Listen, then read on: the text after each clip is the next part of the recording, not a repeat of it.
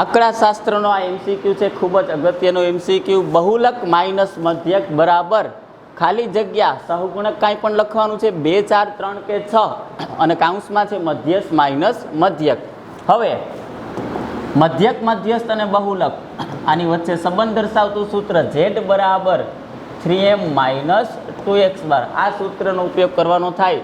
પણ આ ગુજરાતીમાં લખેલું છે એને હું ગાણિતિક ભાષામાં લખું તો બહુલક એનો સિમ્બોલ છે z, મધ્યક એનો સિમ્બોલ છે x બાર ઇક્વલ ટુ ખાલી જગ્યા ગુણાકારમાં મધ્યસ્થ m એનો સિમ્બોલ છે m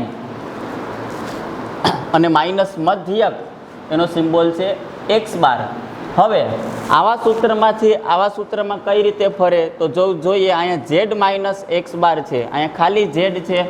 બંને બાજુ x બાર વડે બાદબાકી કરતા આ બાજુ x બાર વડે ભાગાકાર કરું, બરાબરની ડાબી બાજુ એમાંથી પણ x બાર બાદ કર્યો, બરાબરની જમણી બાજુ એમાંથી પણ x બાર બાદ કરું. હવે જો z માઇનસ x બાર ડાબી બાજુ આવી ગઈ, z માઇનસ x બાર જમણી બાજુ શું આવે છે આપણે સાદુરૂપ આપીએ.